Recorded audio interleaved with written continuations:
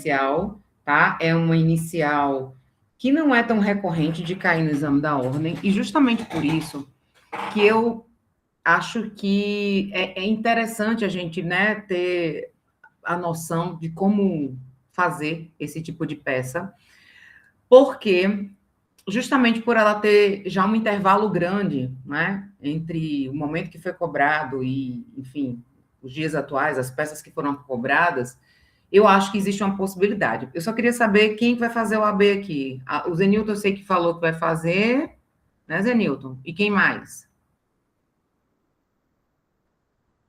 Cíntia não vai fazer agora, o Francisco não vai fazer agora também não, né, Francisco? Só a B47. Só a 47, né? Mas tá pertinho, né, Francisco? Então, é isso. Então, assim, ó, a primeira coisa que a gente tem que ter em mente é que o exame da ordem, ele não é composto somente por peça prática profissional. A ideia dessas lives, depender da divisão que a professora Ani, né, ela faz com os professores, alguns treinarem para as questões, né, profissionais e outros prepararem aqui para a peça, tá certo? A última vez que a gente discutiu, que teve essa discussão ali sobre responsabilidade civil como peça prático-profissional, já tem um tempo, tá? Então, por isso que eu sempre falo que eu termino apostando que essas que estão desaparecidas por um tempo tem essa possibilidade de ser cobrada, né? Porque eles não vão ficar repetindo, até porque a área civil é uma área que tem muitas possibilidades. Então, muita gente, inclusive, não escolhe a área civil porque tem medo dessas possibilidades, mas fato é que inicial é um inicial, não tem muito que mudar. O que vai mudar, na verdade, é o objeto, né, da ação ali, o cerne, o que vai ser discutido, tá? Então, não tem porquê a gente ter medo de inicial, porque a inicial ela tem um rito, digamos assim, a ser seguido, tá certo? Sobretudo quando estamos diante de um procedimento ordinário, tá? Então, o primeiro detalhe que a gente tem que ter é, de fato, se preparar antes da redação, antes de fazer a petição. Como é que a gente se prepara antes de fazer a petição, pessoal? Lendo o enunciado de forma cuidadosa, de forma cautelosa. Tem gente que lê o enunciado. Olha, Paulo, seja bem-vindo, meu querido. Tem gente que lê o enunciado que parece que está afobado. Já começa a ler querendo terminar a coisa, né? E isso, pessoal, só prejudica vocês, porque vocês terminam perdendo o sentido do negócio, né? Ficam ali estressados, achando que é uma. Né? Aí começa com aquela insegurança, e a leitura do enunciado, hoje, quando eu estava falando sobre a apelação, eu estava dando umas dicas de como é que a gente observa, né, o que é preciso ali para fazer uma apelação. Tem os pontos específicos que a gente precisa observar. Quando é um inicial, apesar de pedir para que vocês façam isso, né, com muito cuidado, com muita cautela, eu sei que a mente muitas vezes vai estar ocupada pensando nas questões práticas, né, que existem as questões práticas, são 4 questões discursivas, sob forma de situação, problema. Então, eu sempre falo assim, ó, o aluno ele chega para fazer a prova, dá uma lida na peça primeiro, deixa a situação, problema para daqui a pouco. Dá uma lida na peça e pensa, meu Deus, qual vai ser essa peça aqui, né? Primeiro, olha a peça, tá? Porque aí, depois, se você não consegue identificar de cara, aí você vai amadurecendo as situações problema, né? E depois vocês voltam para a peça. Mas, normalmente, pessoal, a inicial, ela não é uma coisa difícil, porque não vai ter processo ainda instaurado. O examinador, ele não vai falar para você que a pessoa ajuizou uma ação, entendeu? Que o juiz determinou isso. Não. Vai contar um problema para você e você vai pensar: caramba, o que é que eu vou fazer agora? E você, enquanto advogado, vai fazer o quê? Vai ter que ingressar com a ação, né? Então, a ação que envolve pedido de responsabilidade civil também não é diferente, né? Lembrando que a peça processual ela tem valor de 5 pontos e as 4 questões discursivas, né? Elas valem 1,25 cada uma, tá bom? Pontuação máxima 10 pontos, pontuação mínima que vocês precisam ter é de 6 pontos. Então, não adianta só, tipo, fechar, zerar, gabaritar lá as questões prático-profissionais ou gabaritar a peça e não ter esse um pontinho a mais ali em cada um, né? Então, fazer a leitura da peça, identificar o que é aquela peça e imaginar como se dá a estrutura de sustentação de uma peça processual, tá? Definir qual é a peça, ok. Vou determinar agora quais são os elementos constitutivos para essa peça, né? Depois, depender da peça, se tem preliminar, se tem mérito, que vai ter, obviamente, preliminar nem sempre tem, mas o mérito você sempre discute no inicial, né? E a questão da conclusão. Pessoal, quem tem dificuldade para entender quais são as preliminares, precisa sempre dar uma revisada sobre isso. Porque não são só as iniciais que têm preliminares. Quando a gente contesta, por exemplo, também tem possibilidade de você estar levantando ali preliminares, tá? Quando a gente faz uma apelação, por exemplo, que foi a peça da manhã, que eu conduzi aqui, você também tem possibilidade de ter uma preliminar ali a ser levantada, tá? E como é que eu vou saber se tem preliminar ou não? Tem que estudar realmente processo civil para poder chegar com maior segurança, né? Ok? Em se tratando de uma inicial, né? Eu vou dividir mentalmente, e aí eu posso fazer isso no papel, na parte de rascunho, ali a peça em 3 tópicos, né? Os 3 tópicos da peça. Primeiro, qual que vai ser a tese que eu vou combater aqui? Segundo, qual que vai ser a fundamentação legal? Terceiro, né? Qual é a solução jurídica aplicável? Tá? Ok? E, obviamente, vou iniciar essa redação com esses 3 tópicos e não vou esquecer dos pedidos no final da peça. A gente precisa ter uma atenção especial para, no caso de uma inicial, se o examinador colocou que a pessoa é hipossuficiente, vai ter que colocar a preliminarzinha ali na inicial, falando sobre a gratuidade de justiça, né? Muito antes de eu pensar qual que é o juízo competente, qual que é o nome da ação, qual que é o fundamento jurídico, qual que é o valor da causa, né? Como que eu vou fazer os pedidos, eu tenho que ver os elementos que o examinador está me dando. Por isso que eu falo, primeira atividade mais importante de tudo é vocês terem vocês conseguirem, na verdade, né? Fazer a leitura de forma tranquila, cuidadosa, porque a partir daí você vai fazer o planejamento, vai desenhar o mapa daquilo que você pretende fazer, tá certo? Então, preparação antes da redação, conforme eu coloquei aqui para vocês. Quais são as características de uma ação de responsabilidade civil, né, pessoal? Vamos lá. Toda petição inicial, na verdade, ela nasce da mesma essência, não é? Toda petição inicial, ela nasce da mesma essência. Então, não vai ser diferente em relação a uma ação de responsabilidade civil. A gente precisa observar qual é o juízo competente. Então, num caso prático que seja dado, ele vai contar aonde que aconteceu a situação, né? Nos casos de responsabilidade civil, o juízo competente vai ser do endereço do consumidor, se for uma relação consumerista. Sim, porque tem mais um detalhe. Responsabilidade civil pode ser tanto da área civil, quanto pode ser da área consumerista, tá? Então, pode ser um caso de uma relação de consumo, de uma pessoa que, por exemplo, sofreu um acidente de consumo e ela precisa ingressar com ação. Qual é o juízo competente? Vai ser do endereço do contratante, tá certo? Vai ser do endereço do contratante.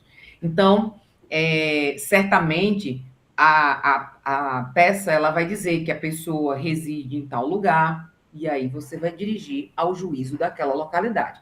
É uma peça que vai ser distribuída, então vai ser para alguma das varas cíveis daquela localidade, né? Você não tem como botar a primeira vara, a segunda vara, a terceira vara, a quarta vara ainda, porque o processo ainda vai ser distribuído. Nenhuma inicial tem a definição específica já de para qual vara será endereçado, porque você vai dar entrada, né? Então a gente precisa saber ali para qual juízo eu vou destinar essa ação, tá? Então, vamos dar uma olhada. Para quem quiser anotar, eu coloquei aqui para vocês, porque realmente o nosso tempo de live ele é um pouco curto, né? Um tempinho de 1 hora para a gente bater um papo, destravar alguns receios que eventualmente vocês tenham, né? Mas não dá para a gente ficar na teoria do processo civil nesse momento, tá bom? Então, é interessante olhar o artigo 53, perdão, do CPC, Código de Processo Civil, tá?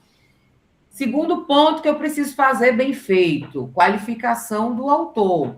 Pessoal, eu gosto muito de dizer o nome da pessoa que o caso dá e colocar entre parênteses, qualificação completa. Tem professor que fala assim, coloca lá, rua, tracinho, Estado Civil, tracinho, não sei o que, tracinho. Gente, não tem nem espaço, vocês vão estar fazendo uma prova à mão. Ninguém vai estar digitando, né? Isso consome linha. Eu não acho isso bacana, até porque a própria banca atual da OAB, que é a FGV, ela aceita, né, que você coloque o nome da pessoa e coloque qualificação completa. Ai, professor, isso é só no inicial? Não, meu amor, isso é em qualquer peça que você vai fazer. E pode ser de qualquer área, civil, daquela que a gente não gosta, que não fala o nome, que é o penal, constitucional, empresarial, tributário, qualquer uma. Coloca lá a qualificação do autor, seguido de, entre parênteses, qualificação completa, tá? Aqui que eu coloquei para vocês, isso aqui a gente se aplica muito, obviamente, quando está na prática ali que você sabe, você tem os dados. Alguém aqui já está estagiando no NPJ? Eu sei que Francisco já falou sobre isso, mas a Cíntia já entrou no estágio do NPJ, Cíntia? Está fazendo? Não, ainda não. Ainda não? Nem o Estou fazendo estágio, mas não é no NPJ ainda não. Nem você está estagiando aonde, Cíntia? Isso é online. Hã? O estágio é aos sábados, mas ele é online. Não é presencial, não. Não, tá. Mas eu digo assim, você está fazendo o estágio do NPJ, aquele que é o simulado, não é isso? Sim. Tá. Então, quando você faz uma peça que o professor passa, via de regra, se ele estiver trabalhando com um caso real, você vai ter acesso a esse tipo de informação. Lá na OAB, no exame da ordem, dificilmente isso vai acontecer, porque o caso ele é meio solto, né? Já já vou mostrar para vocês aqui como é que foi a cobrança dessa questão relacionada à ação, à inicial aqui, que envolve responsabilidade civil, tá certo? Então, daqui a pouquinho a gente fala sobre isso. Bem, o nome da ação, ela tem que ter um destaque, óbvio, né? Então, a gente sempre vai fazer esse destaque. Eu particularmente gosto de botar em caixa alta, mas se tratando de uma prova da OAB, né? Em se tratando de uma prova da OAB, eu fico com medo de vocês, qualquer coisa, ser tido como uma espécie de identificação, né? Então, eu tenho um certo receio. Então, se vocês quiserem fazer isso só na vida real, né? Na prática, tá? Aí tudo bem. Mas na OAB, se puder fazer tudo com a mesma letra, tá de boa, tá? Colocar o nome da peça, tá bom? Vamos lá. Deixa eu deixar essa questão do dano moral aqui. Responsabilidade civil, pessoal, como eu falei para vocês, ela pode ser tanto na seara civil quanto na seara consumerista, né? Como é que eu vou saber, professora? Relação de consumo é sempre aquela relação onde tem a figura do consumidor. Então, ele vai ter usado algum produto que deu problema, que deu um acidente, ou ele adquiriu um produto que teve alguma falha, né? Ele tem algum vício. E se for uma ação, por exemplo, para reparar, sei lá, se a gente estiver tratando de uma relação médica, né, onde houve um erro médico, aí é uma responsabilidade civil que já foge mais do campo ali do direito do consumidor, né? Já foge um pouquinho dessa ideia de se caminhar para o lado do consumidor. Fato é que a essência da responsabilidade civil é sempre a mesma, né? O que muda, pessoal, é porque na relação de consumo, a responsabilidade civil ela é sempre objetiva, ou seja, não há uma análise da culpa. Vocês lembram dos pilares da responsabilidade civil?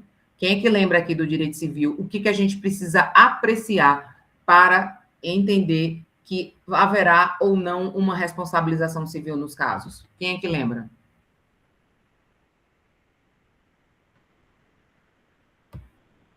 Ninguém lembra?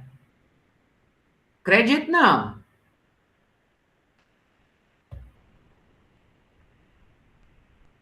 Bora, Paulo. Fala para mim, você sabe.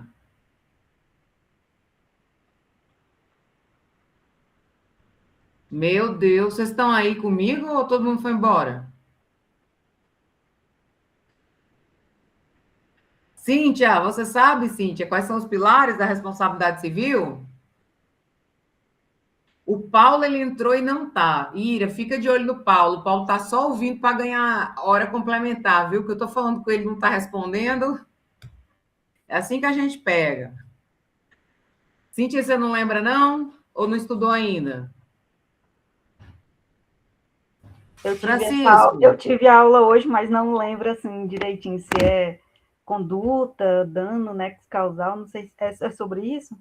Isso, vamos lá. Tem que ter a conduta humana, a existência do dano, o nexo causal, e no caso da responsabilidade civil do universo civilista, tem que ter, sei, Paulo, quanto tempo depois, né? Vamos lá. Tem que ter o quê? Também a análise de dolo ou de culpa. Lá no direito do consumidor, isso não entra nessa regra, tá? Então, isso não entra nessa regra. E, na verdade, para a gente analisar, a gente tem que sempre ver. Houve conduta humana? Houve. Houve dano? Houve, né? Via de regra, aí o dano ele pode ser moral, ele pode ser material, ele pode ser estético, né? Tem vários tipos de danos. Muito bem. E nós temos também a questão da culpa, se for relacionado especificamente ao universo do direito civil. Tá certo? Beleza? Muito bem.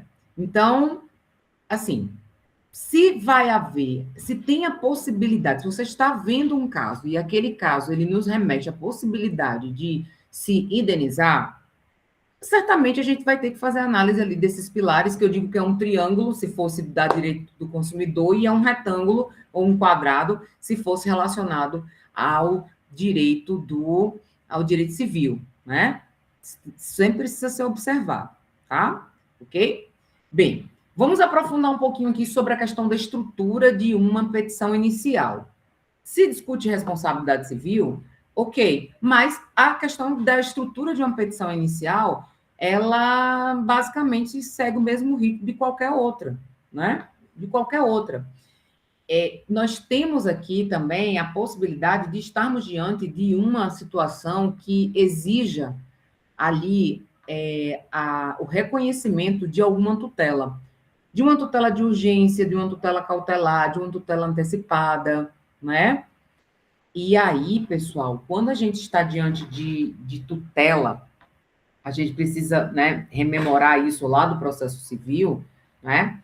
E às vezes, essa tutela, por exemplo, ela pode ser uma tutela de evidência, né? Ou ela vai estar no campo, na verdade, da tutela de urgência, ou ela vai estar no campo da tutela de evidência, tá? Lembrando que a tutela de evidência, ela antecipa o mérito da decisão, né? Quando há uma probabilidade alta ou quando existe uma certeza daquele direito alegado, né? Ok? Então, tem que observar se existem esses requisitos para a concessão de uma tutela provisória, de urgência ou de evidência. Professora, mas revise aí. Para que serve? Como que eu vou saber se existe uma tutela de urgência? Meus amores, o primeiro ponto é, de forma nítida, a presença de informações que vão externalizar a probabilidade do direito e o perigo do dano, né? Que é o que vocês estudam no processo civil como fumus, bônus e iuris, tá? Então, é a primeira coisa, né? E o periculum in mora, tá?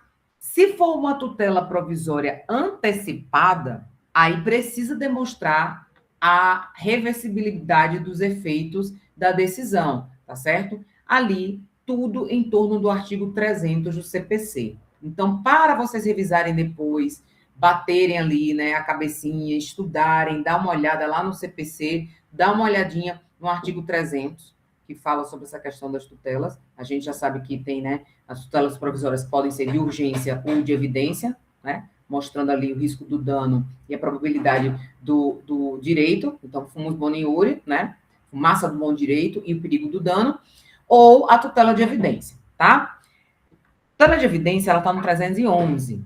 Então, precisa ter informações para eu saber se eu vou ter que pedir uma tutela de evidência, preciso ter informações que externalizam a probabilidade do direito, né? Não havendo necessidade de perigo do dano.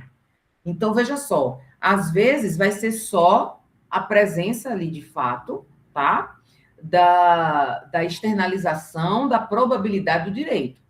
Não havendo perigo do dano, a gente vai estar diante de uma tutela de evidência, tá? Sempre que vocês forem fazer uma inicial, vocês precisam observar se existe a possibilidade de tutela, tá? Haverá uma tutela provisória? Sim. De quê? Né? Uma tutela de urgência ou uma tutela de evidência, tá? A tutela de evidência está no artigo 311 do Código do Processo Civil. A tutela de urgência, vocês vão olhar com calma no artigo 300, parágrafo 3º do CPC, certo? Beleza? Então tá, vamos lá? Tutela provisória, pode pedir uma tutela de urgência ou uma tutela de evidência. A de urgência depende da presença de quê? Do direito, do perigo, né? E do direito. E a tutela de evidência independe do perigo de dano ou risco, tá? Independe disso aí, tá bom? Tranquilo? Dúvidas até aqui?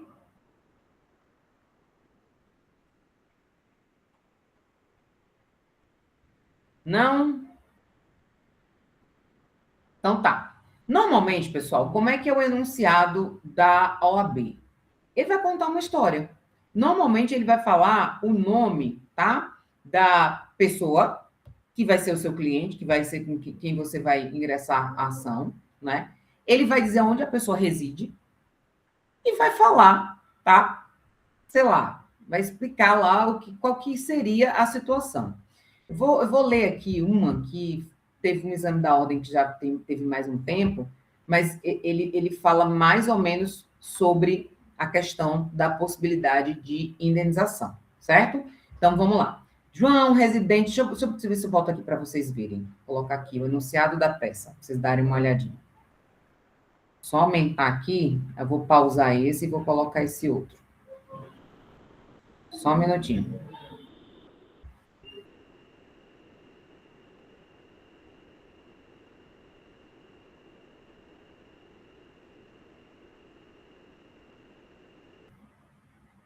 Compartilhar aqui com vocês, tá?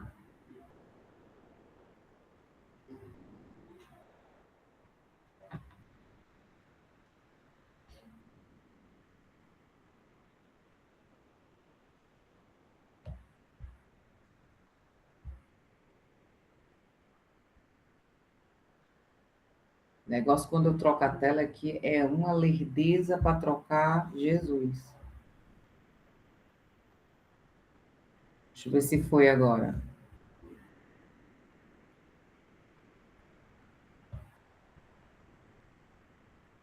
Rápido a internet, viu? Olha lá, peguei aqui um enunciado de uma peça, tá? Para a gente materializar e começar a trabalhar essa peça aqui. Vamos lá. João, residente na cidade do Rio de Janeiro, ao tentar comprar um eletrodoméstico, foi informado pelo estabelecimento vendedor que não seria possível aceitar o pagamento financiado em virtude de uma negativação, de seu nome junto aos cadastros restritos de crédito pelo Banco XYZ, sediado no Rio de Janeiro. João ficou surpreso tendo em vista que nunca contratou com tal banco.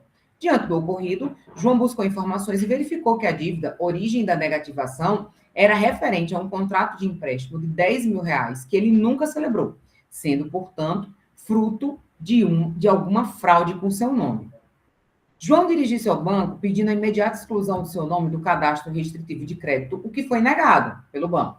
Diante desse cenário, João entra em contato com você, como advogado, pois pretende a retirada imediata de seu nome dos cadastros restritivos de crédito, já que nunca contraiu a dívida apontada além de indenização por danos morais no equivalente a 30 mil. Na condição de advogado de João Paulo, elabora a peça processual cabível, a mais adequada, para a tutela integral de todos os pedidos. Né? A peça deve abranger todos os fundamentos de direito que possam ser utilizados para dar respaldo à pretensão, à simples menção ou transcrição do dispositivo legal, né? Não confere pontuação. Porque eu não sei se vocês sabem, uma das coisas que menos vale no exame da ordem é indicar o dispositivo legal. Isso é o de menos. Isso, assim, é o mais... é o menos importante dessa relação, sabe? Normalmente, o que vai pontuar para vocês é entender do que se trata a situação e qual é o direito que a pessoa possui. Se vocês observarem, né, em decorrência da nossa leitura,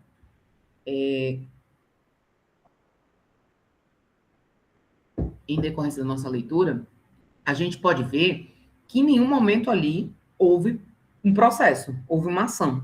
Está só contando a história lá, o caso do João, né, que certamente foi vítima de uma fraude bancária. Relação, pessoal, de cliente com banco é relação consumerista, tá? Contratos bancários, contratos com financeiras são relações consumeristas, tá certo? E aí, obviamente, que a gente vai pedir, além da retirada nesse caso, né, vai pedir uma indenização por danos morais, né? E a responsabilização, certamente, dessa instituição financeira, tá? Em função do ocorrido.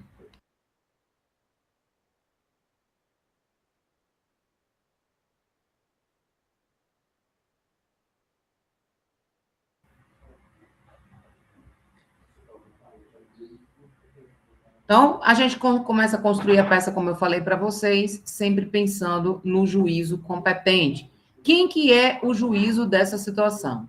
O juízo dessa situação é o juízo da Vara Cível da comarca do Rio de Janeiro. Rio de Janeiro barra Rio de Janeiro, Rio de Janeiro capital. Porque a situação fala que João, ele reside no Rio de Janeiro, né? Então, vai colocar lá, o nome dele é João Paulo, foi a única informação que foi dada, ou vocês vão colocar estado civil, vírgula, nacionalidade, vírgula, profissão, vírgula, CPF, vírgula, identidade, vírgula, e-mail, vírgula, residente no endereço, ou vocês podem fazer para poupar linha, para poupar tempo, isso porque estamos tratando de uma prova para a OAB, vocês vão colocar João, entre parênteses, qualificação completa, ok?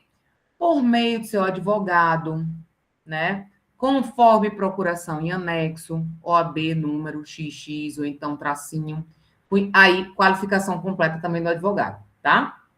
Vem a presença de Vossa Excelência, ajuizar a ação de... E vai sempre nominar, pessoal. Nesse caso do João, tem que declarar a inexistência da dívida, né? E cumular com o pedido da indenização, tá? Nesse caso aqui, vai ser um procedimento comum do processo civil, tá? Em face de quem? Em face do banco, porque foi o banco que, certamente, teve alguma falha na sua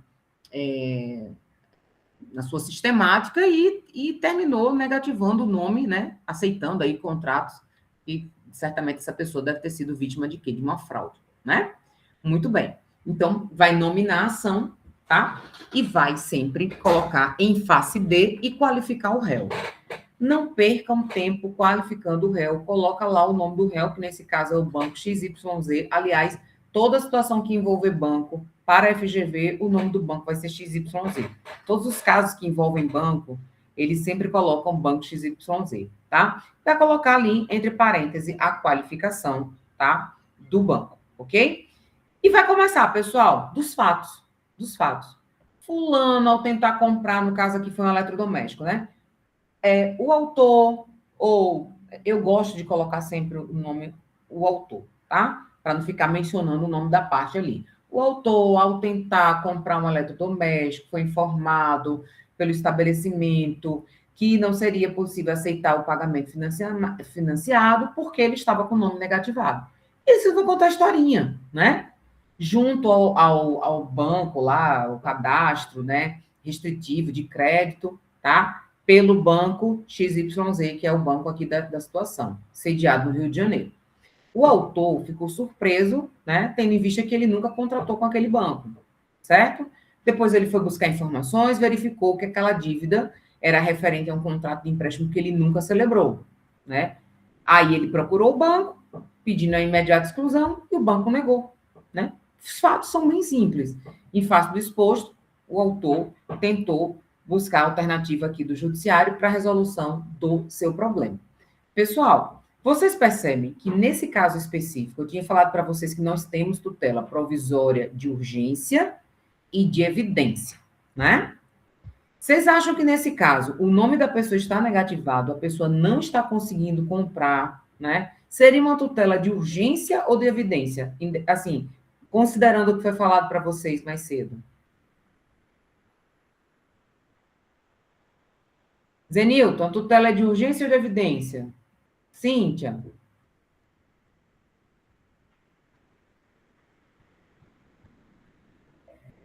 Gente do céu. Urgência, professora? É de urgência, Paulo. Por quê? Me fala. Porque como ele está tentando contratar o crédito, né? Então requer que o nome dele seja retirado da lista de negativação urgente, para ele poder conseguir continuar exercendo o direito dele de consumir, né? Mas tá meio certo sua resposta. Vamos lá. Porque na tutela de urgência a gente observa o quê, Paulo? Quais são os dois critérios? É o periculum in mora, né? Isso, que é o perigo da demora, né? Então, no caso dele, sempre que houver o periculum in mora, vai ser de urgência e não de evidência, né? O caso dele seria de urgência justamente porque tem um perigo da demora, né? A pessoa está ali paralisada porque está com o nome negativado porque foi vítima de uma fraude, né? Então, é uma tutela provisória de urgência, ok? Então, nós temos aqui o 300, o artigo 300, que tem os requisitos necessários para a concessão da tutela de urgência. Eu falei para vocês que estudem. Isso, para quem vai fazer o AB, pessoal, é essencial. Escolheu a área civil, ou até mesmo, às vezes, a área trabalhista, a tutela provisória, ela é um instituto que se aplica lá também, tá? Então, nós temos ali, se for a tutela provisória, o artigo 300, e se for de evidência, o 311, tá certo? Então, tem que abrir um tópico para falar sobre a tutela. Como é que vai ser esse tópico? Da tutela provisória de urgência, né? E aí você vai falar que, nesse caso, existe uma urgência, uma necessidade imediata de retirar o nome dele do cadastro de negativação, em face dos grandes prejuízos, né? Que o erro em questão vem causando a ele, né? Alguns dissabores, não é? Uma vez que ele não consegue contratar, ele não consegue comprar parcelado, porque o nome está negativado de forma injusta, certo?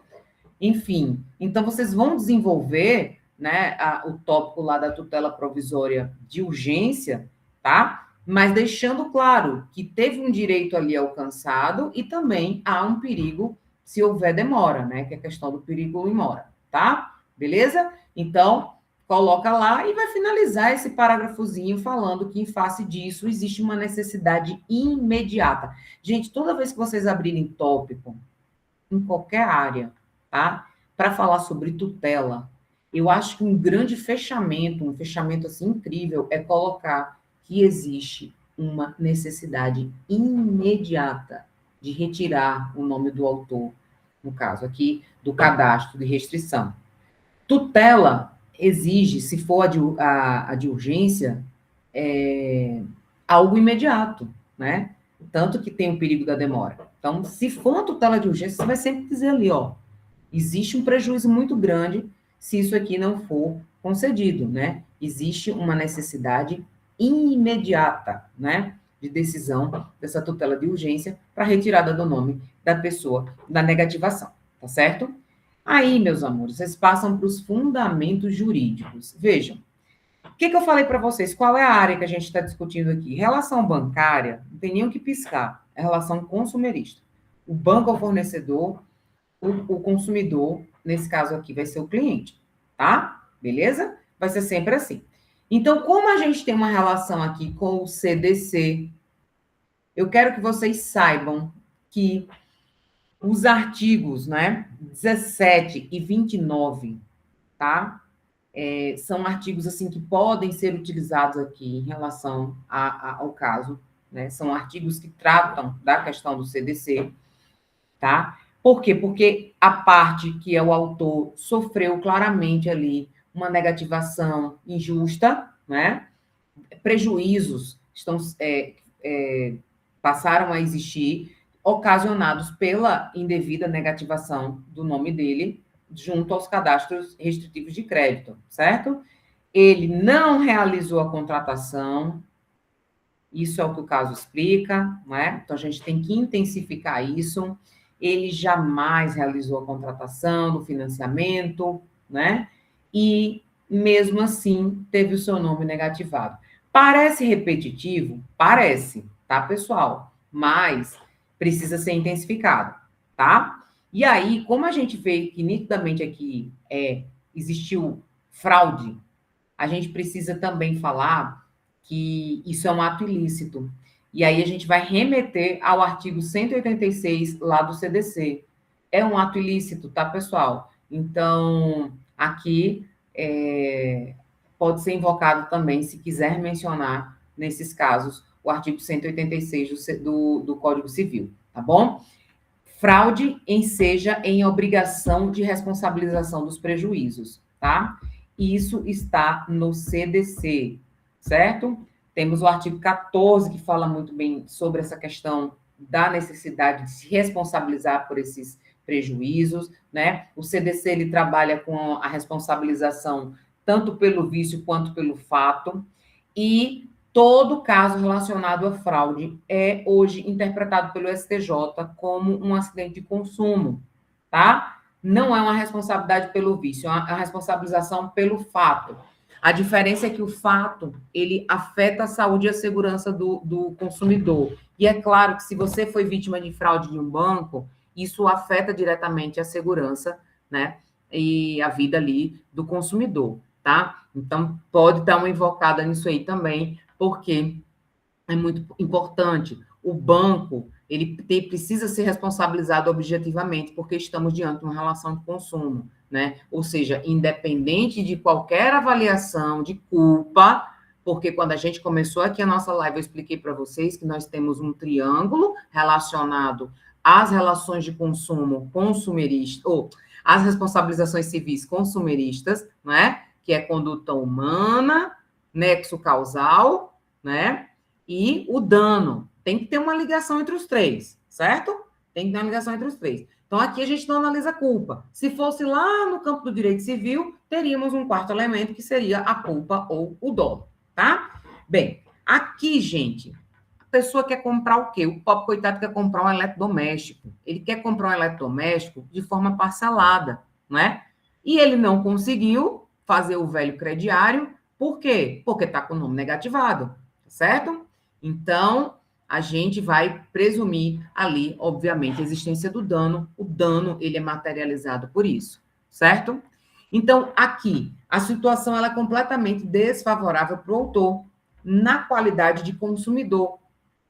Porque, de novo, qualquer caso, pessoal, que envolva a situação de um cliente, não é? Contra um banco, vai ser relação de consumo, vai ser responsabilização civil, ou seja, você vai pedir o dano moral, né, relacionado ao consumo, tá? Porque operações financeiras que acontecem de forma indevida, erros na cobrança de taxa, relações abusivas do banco, são todas relação de consumo. O Paulo é meu aluno de Direito do Consumidor e ele sabe disso, né, Paulo? Existem até algumas súmulas já super batidas do STJ que tratam, né, dessa matéria do direito bancário. Aliás, o direito bancário nunca esteve tão em alta, né? Por dois motivos, que as pessoas nunca estiveram tão endividadas, porque existe uma lei chamada Lei do Superendividamento, né? E porque vivemos um momento onde existem muitas fraudes bancárias. É a fraude do Pix, que hoje é possível, né, você ingressar contra o banco e ter aquilo ali revisto, restaurado. Tem gente que vive só do exercício desse tipo de advocacia, tá? Só nesse nicho aí da advocacia. ok? Então, aqui, voltando para esse caso. O caso aqui, o dano sofrido é a negativação do autor e a impossibilidade dele adquirir, né? De comprar o que ele queria, que era o eletrodoméstico, certo? Ok? Então, tá aqui, ficou bem latente, fica bem evidente, é um caso bem simples, inclusive, eu não achei esse caso aqui muito complexo, tá? Foi do exame da ordem, certo? Então, não tem muito, assim, o que desenvolver. Além disso, pessoal, quando vocês estiverem numa relação de consumo, identificou que é uma relação de consumo, um dos pontos é sempre pedir a inversão do ônus da prova, tá? Por quê? Porque imagina a situação de quem foi vítima de um golpe. Por algum acaso ele tem acesso ao sistema do banco? Ele consegue olhar lá, deixa eu ver aqui no cadastro, o que está escrito, o que tem. Ele não tem, pessoal, né? Não tem acesso a isso. Então, sobretudo quando estamos diante de relações de consumo, é muito comum a gente pedir na petição que haja, no caso, a inversão do ônus da prova. E o direito do consumidor garante isso no artigo 6º, inciso 8 do CDC, tá? O direito do consumidor garante isso lá no CDC, artigo 6º, inciso 8, certo? Só que tem um detalhe. A inversão do ônus da prova, ela é a critério do juiz, mas aí, no caso aqui, o nosso papel é pedir, né? Se ele vai conceder ou não. E ele concede sempre que houver verossimilhança ou hipossuficiência, tá? Do consumidor, certo? Então, a gente pode finalizar um parágrafo desse, explicando tudo isso, explicando qual é a situação desfavorável, que houve uma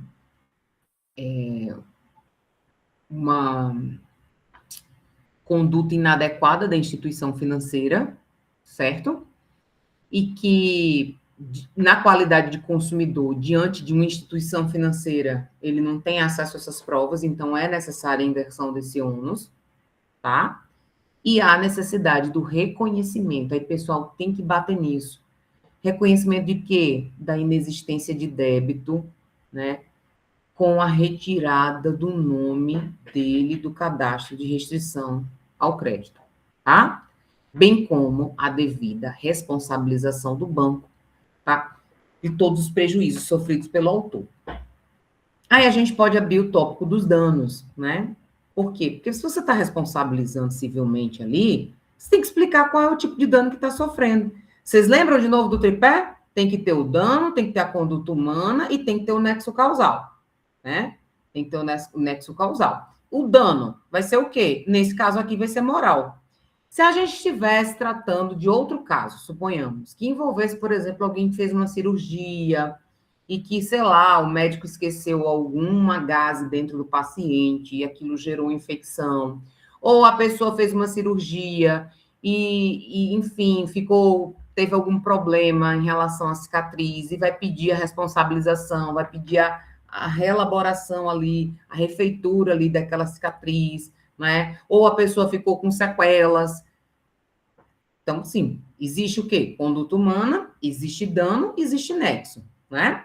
Só tem um detalhe. Contra profissional da saúde, a coisa migra muito para o direito civil. Por quê? Porque contra profissional da saúde, o próprio Código de Defesa do Consumidor fala, a culpa tem que ser observada. Tá?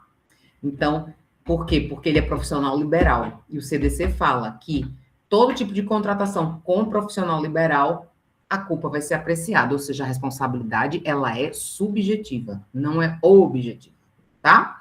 Ela é objetiva quando ela é relação de consumo simples, porque a culpa não é apreciada. Ela é subjetiva quando ela precisa da análise da culpa. Então, já fica a dica aí, porque eu acho que isso é informação importante. Seja para vocês usarem no estágio que vocês estão fazendo, seja para vocês mais à frente trabalharem, né? Seja para fazer o próprio exame da ordem, vocês lembrarem que a gente tem, dentro da responsabilidade civil, a possibilidade dela ser objetiva ou subjetiva. Na subjetiva, a gente analisa a culpa, caminha muito para o lado lá do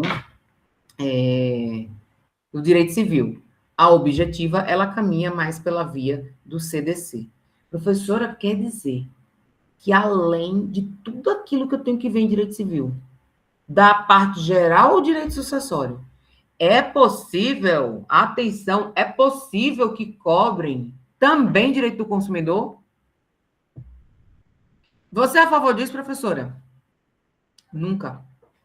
Eu, na verdade, defendo a tese que direito do consumidor era para ser uma das matérias que pudessem ser cobradas na segunda fase. Por quê? Porque é uma matéria autônoma.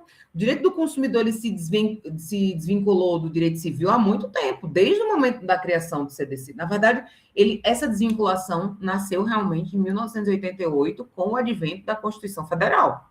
2 anos depois, aí a Constituição, o ADCT, ele deu 120 dias para a elaboração de uma lei específica para a relação de consumo, que não aconteceu 2 anos depois. Por quê? Porque o CDC ele é datado de 1990, né?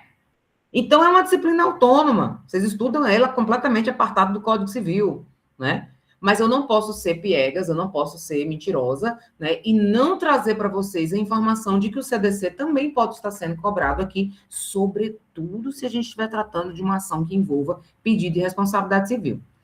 Para quem está fazendo NPJ, para quem já cursou, né? Ou para quem ainda vai cursar, enfim, quem fez em civil sabe disso. Sabe que um dos grandes pontos que a gente discute toda hora ali é o CDC, o CDC, o CDC. O Paulo, por exemplo, ele faz estágio comigo na segunda tarde, estágio real, não é isso, Paulo?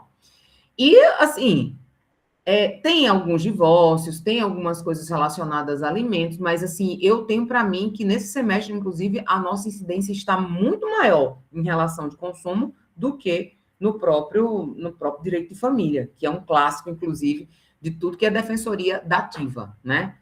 Muito bem. Mas, nesse caso aqui, a gente analisa, tá? O que vai fazer a diferença é se uma vai ter culpa, se não vai ter. Profissional liberal, vocês já sabem que caminham para a responsabilidade subjetiva. Amores, então, caminhando aqui já para o finalzinho da peça. Depois disso tudo, vamos fazer só uma revisão aqui, né? Ó, começamos fazendo o endereçamento correto.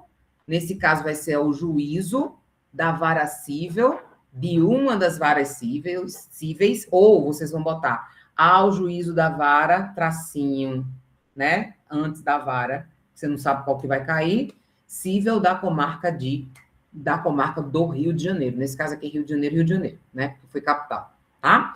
Aí vai qualificar o autor, se você estiver advogando pelo autor, né? Lógico, vai qualificar ali o autor, aqui vai ser na inicial, vai qualificar e vai colocar o nome dele, qualificação completa, tá? Tem sempre que dizer que está sendo por meio de seu advogado, não pode identificar o advogado, não pode falar que é você, mesmo que você morra de orgulho que está fazendo uma peça, não pode, né? Vai ter que deixar sem nome nenhum. E segue a redação, né? Conforme procuração em anexo, OAB, tracinho, né? Ou vocês podem colocar advogado, qualificação completa também, tá bom? Onde recebe intimações, vem a presença de Vossa Excelência ajuizar a ação de conhecimento de... Aí você vai nominar a ação. Nesse caso aqui foi uma declaração de inexistência de dívidas, né? Acumulada com condenação por danos morais, acumulada com... Sabe aquele CC que tem nas peças? C/C significa, eu acredito que a maioria já saiba, mas significa acumulada com, tá? Beleza? Vamos falar dos fatos. Professora, eu falo dos fatos antes da tutela? Yes. Vai relatar os fatos. Não inventa nada, pelo amor do Pai Eterno. Já olha para a questão, por isso que eu falo, aquela leitura atenta do início, é justamente para você colocar assim, olha só, isso aqui é importante, essa informação é importante, tá. Vai botar os fatos lá, certo? Nesse caso aqui, a pessoa está com o nome negativado, tem tutela? Sempre em todas as iniciais, pessoal, pelo amor de Deus, analise se o direito foi ofendido e se existe perigo na demora, né? Bem, tutela provisória pode ser de urgência, vou olhar para o artigo 300, pode ser de evidência, vou olhar para o artigo 311 do CPC. Nesse caso aqui, fica claro e latente que existe uma necessidade, uma urgência, tá? Em relação à retirada do nome da criatura, como está ferrado, né? Com o nome negativado, certo? Então, obviamente, vai ser uma tutela de urgência, ok? Vamos explicar isso tudo certinho. Vocês vão estar com o VADMECO, que é a lei seca, porque não pode comentado, mas vocês podem levar o VADMECO. Vão copiar ali, ou vão dizer, mencionar. Só em mencionar o artigo 300, já está pontuando. Vocês não precisam perder tempo transcrevendo. Cuidado com essa mania que a gente tem de quando está fazendo uma peça, né? Usar muito espaçamento, coisa e tal coisa. Por quê? Porque, na verdade, essa questão do espaço e do tempo que vocês têm na OAB é uma coisa que vocês também precisam saber otimizar. Por isso que eu falo, tem que treinar e botar o quê? Relógio, cronômetro, né? Para não dar BO, para não dar erro. Vamos fazer a fundamentação. Aqui a gente tem uma conexão com o CDC. O CDC precisa ser invocado, precisa ser falado, até porque, como é uma relação de consumo, a gente já falou aqui, né? Já falei para vocês que precisa pedir a inversão do ônus da prova, que é o artigo 6º, inciso 8. Normalmente, nas ações de direito do consumidor, esse artigo ele é mencionado, porque tem o quê, professora? A inversão do ônus da prova, sendo relação de consumo. Dificilmente o consumidor ele tem as provas que o fornecedor possui, né? Então, precisa ser falado, tá? Vai circular ali o coração pulsante do mérito em relação a isso, e na sequência o pedido. O professor, ele vai pedir o quê? Minha gente, a primeira coisa que a gente pede é primeiro para o juiz receber a petição inicial, tá? Antes de falar até mesmo da tutela, é importante dizer que, em face de todo exposto, o autor requer 2 pontos. Letra A, ou a linha A, recebimento da petição inicial. Qualquer inicial que vocês fizerem, vocês têm que colocar que, em face de todo exposto, o autor requer o recebimento da petição inicial, ok? B, concessão da decisão de tutela de urgência para retirada do nome do autor do cadastro de negativações, certo? Por quê? Porque tendo tutela, vai ser sempre o segundo pedido, né? O primeiro é para receber, recebe a petição inicial. E o segundo, conceder a tutela de urgência para retirar o nome da pessoa do cadastro. O terceiro pode ser a inversão do ônus da prova, que é uma coisa que você está pedindo, né? Pode ser a citação do banco, mas eu gosto de botar a citação do banco mais para baixo, tá? Então, se eu vou pedir a inversão do ônus da prova, eu tenho que dar uma intensificada nisso nos pedidos, tá certo? E para citar a outra parte, para que ele compareça à audiência de conciliação, que aí segue o rito lá do artigo 334 do Código de Processo Civil, tá certo? Bem, depois, vai pedir o quê? Vai pedir a procedência de todos os pedidos, deixa claro lá que a pessoa quer que seja declarada a inexistência do débito do autor, né, em relação ao réu, para com o réu, tá? Ok? E a condenação, aí a gente vai chegar onde a gente quer, que é a condenação ali, e nessa condenação a gente vai tratar do valor que você acha que o banco deve ser responsabilizado. Suponhamos que você queira pedir 30 mil de dano moral. Peça. Pedir, a gente pode pedir o que quiser, né? Só não vai pedir 1 milhão por um negócio desse, que não vai ganhar mesmo, né? Vai pedir 30 mil e vai ganhar 3. 30 mil reais, tá? De dano moral. Condenação do banco ao pagamento de custas e honorários de sucumbência, porque a gente sempre termina falando sobre isso. Toda inicial tem que terminar com o valor da causa. Antes da data e da assinatura do advogado, você precisa quantificar, né, o valor da causa. Esse valor da causa, pessoal, tem que coadunar com o que vocês falaram. Então, se vocês, por exemplo, estão pedindo 30 mil de dano moral e 10 mil de dano material, vai dar quanto? 40 mil. Dá-se o valor da causa, o valor de 40 mil. Tá certo?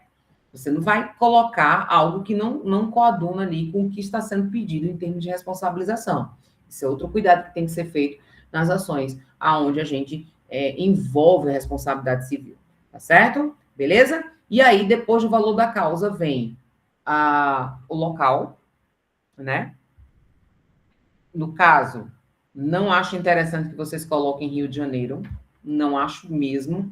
Eu acho melhor que vocês sempre coloquem assim. Deixa eu colocar aqui no chat para vocês. Tá saindo no chat com as bolinhas, mas, na verdade, o ideal é o tracinho. Vocês vão botar tracinho, tá? Local, data, advogado OAB, a sua assinatura, né? Porque você não vai poder identificar, não vai poder botar seu nome, certo? E, com isso, a pessoa concluiu lá a inicial. Então, vejam, eu sempre fico muito feliz quando cai um inicial, porque eu acho que a inicial não tem mistério. Não tem processo anterior, você vai criar a situação, você vai criar os fatos. Agora, de novo, o aluno precisa ter uma organização mental, um planejamento, digamos assim, para ver como que ele vai fazer constar isso, né? Para que depois, pessoal, vocês não se percam, né? Faz um croquisinho, coloca lá o que é importante aqui. Ah, aqui é importante que ele foi tentar fazer uma compra e não conseguiu. Primeiro ponto. Segundo ponto, não conseguiu por quê? Porque o nome estava no serviço de proteção ao crédito. Terceiro ponto, ele pediu para o banco para tirar o nome dele. Quarto, o banco negou. Percebe que você já tem uma ideia toda concatenada e que isso só faz com que vocês ganhem muito tempo na elaboração dessa peça, tá? E aí, depois, é só seguir aquela sequência que foi falada aqui para vocês.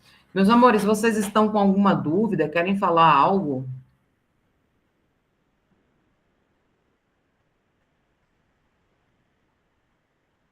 Nada? Cíntia, tudo certo? Paulo Roberto? Alice? Adriano? Zenilson? Tudo tranquilo, Tudo professor. Tudo certo? Deu para entender? Sim. Deu sim, professora. Deu. Francisco? Tudo Tudo certo. certo? Adriano? Adriano falou aí. Certinho, pessoal? Então tá, meus amores. Com isso, já que vocês não têm nenhuma dúvida, tá? Agradeço a presença de vocês. Semana que vem eu vou fazer uma sobre contrarrazões. Essa semana foi apelação, depois eu vou ensinar como fazer uma contrarrazão, tá? E aí, para quem quiser participar, fica à vontade. Só não estou lembrando se é de manhã ou à noite, mas vocês podem acompanhar aí que o IESB vai divulgar. E aí, se vocês quiserem estar presentes, será uma alegria. Só não estou lembrando de novo se é de manhã ou à noite. Estou achando que ficou para 18 horas, salvo engano. Mas aí vocês acompanham as publicações do IESB que vai avisar, tá bom? Obrigada pela presença de vocês. Qualquer dúvida, eu estou às ordens, Obrigada, tá? professor. Um abraço. Outro, Cíntia. Prazer revê-la, ainda que virtualmente. Tá? Obrigado, professor. Até daqui a pouco, né? Até daqui a pouco, então, que a gente tem aula de ECA hoje, né? Obrigada, gente. Ira!